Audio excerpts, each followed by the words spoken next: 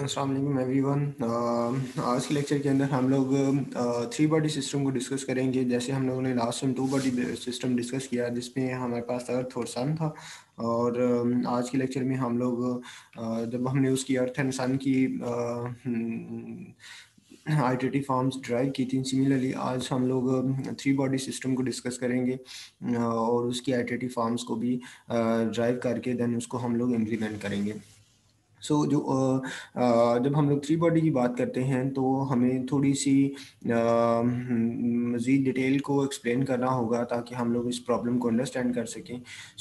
Consider करें कि जब हमारे पास अर्थ और सन था तो हम लोग उन दोनों की आपस में इंटरेक्शन उनकी आपस में ग्रेविटेशनल फोर्स को डिस्कस किया था। But if we add another planet into the system just like Jupiter, तो देन उससे क्या होगा कि जो अर्थ और सन की इंटरेक्शन है वो इफ़ेक्ट हो रही होगी जुपिटर और अर्थ की आपस की इंटरेक्शन की वजह से, जिसको हम लोग at the end with the help of graphs भी एक्सप्लेन करेंगे कि वो किस तरह से इफेक्ट होती है।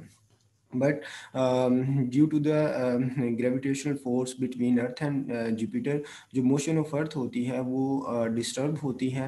सो उसको हम लोगों को क्या करना पड़ता है, मैनेज करना पड़ता है।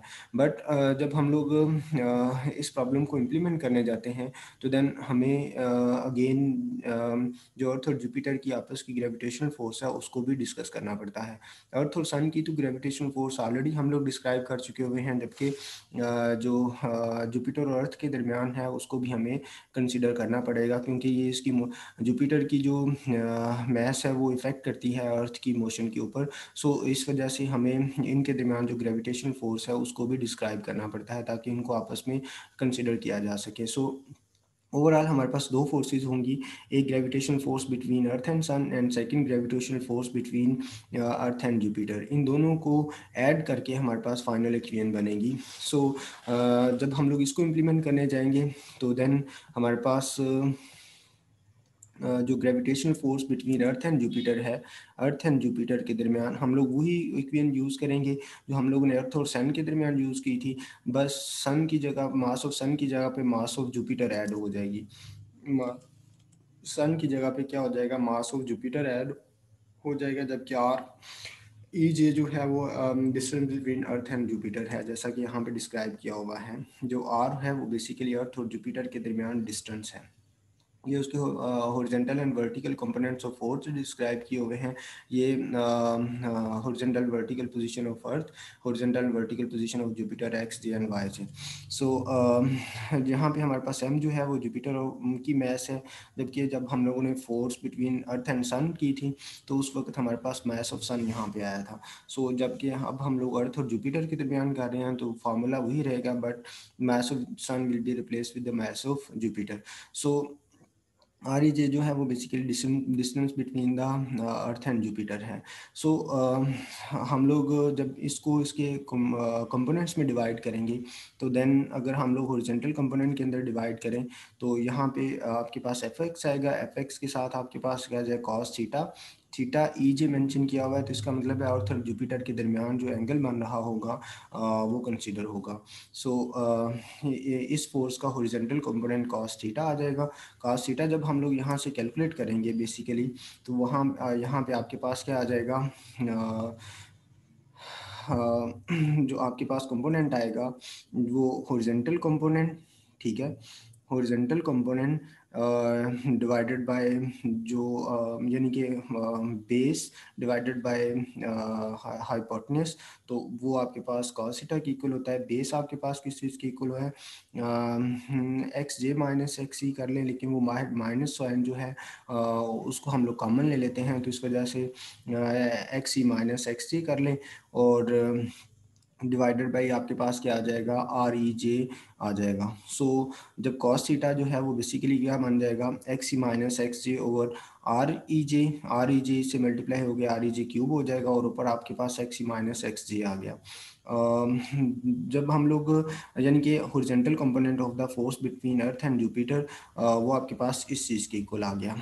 अब जो इसका हमारे पास vertical component of the velocity of motion of the earth जो है, वो कैलकुलेट करने के लिए ये आपके पास sum of force between earth and sun and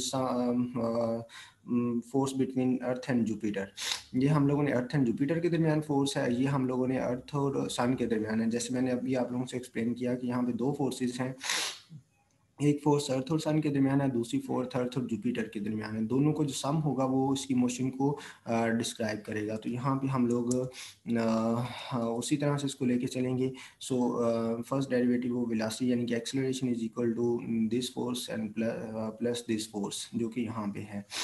so यहाँ पे जीएमएस हम लोगों ने लास्ट टाइम कैलकुलेट किया था एस्ट्रोनॉमिकल यूनिट्स के अंदर, वो 4πr² के इक्वल था। तो यहाँ पे हम लोग 4π² पुट कर सकते हैं, जबकि यहाँ पे gravitation constant multiply by mass of Jupiter है, तो इसको हम लोग इस तरह से लिख सकते हैं, एमएस से मल्टीप्लाई और एमएस से डिवाइड करेंगे तो, और जीएमएस की जगह पे हम लोग 4π² लिखेंगे, तो बाकी रिमेनिंग 4π² mg/ms आ जाएगी। यानी कि जी एम जे की जगह के ऊपर हम लोग क्या पुट कर सकते हैं, 4π² mg/ms पुट कर सकते हैं। तो ये उसका वर्टिकल वेलोसिटी का हॉरिजॉन्टल कंपोनेंट बन जाएगा ऑफ अर्थ। सिमिलरली हम लोग जो है इसका वर्टिकल कंपोनेंट भी कैलकुलेट कर सकते हैं। जस्ट y की जगह पे x की जगह पे क्या आ जाएगा, y आ जाएगा।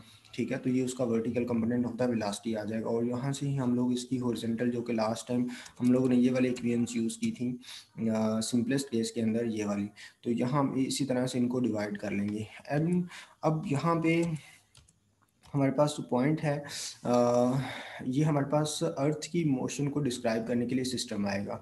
जब हम लोग जुपिटर की करेंगे तो जुपिटर की केस में ये वाली जो पोजीशंस होंगी वो डिफर करेंगी, बाकी सिस्टम एज इट इज़ रहेगा। यानी कि एक्स जे माइनस जो है एक्स सी आएगा, बाकी एज इट इज़ आपके पास सिस्टम रहेगा। सो ये आप लोग होपफुली खुद से ड्राइव कर सकते हैं। लास्ट लेक्चर के अंदर हम लोग कर चुके हुए हैं इसको। मैंने वेलोसिटी के हॉरिजॉन्टल कंपोनेंट को कर दिया है, वर्टिकल को करने के लिए जस्ट एक्स की जगह पे वाई रख दें तो ये आपके पास वर्टिकल कंपोनेंट आ जाएगा। और इन दो जो इक्वेशंस आएंगी उनको सिंपली ये वाली जो लास्ट इक्वेशंस हम लोगों ने एक्स आई और वाई आई की जो सिंपल इक्वेशंस हैं, जिसमें वी एक्स i+1 और वी वाई i+1 यूज़ हो रहा है, यहाँ पे हम लोगों ने ये अपडेटेड ये वाली पुट करेंगे तो ये हमारे पास आइटरेटिव फॉर्म्स आ जाएंगी, ये हमारे पास अर्थ की आ जाएंगी। सिमिलरली जुपिटर की कैलकुलेट करने के लिए हम लोग सिंपली क्या करेंगे, इन पोजीशंस को रिवर्ट कर देंगे, यानी कि एक्स से माइनस एक्स ही करेंगे तो देन आपके पास क्या आ जाएगा,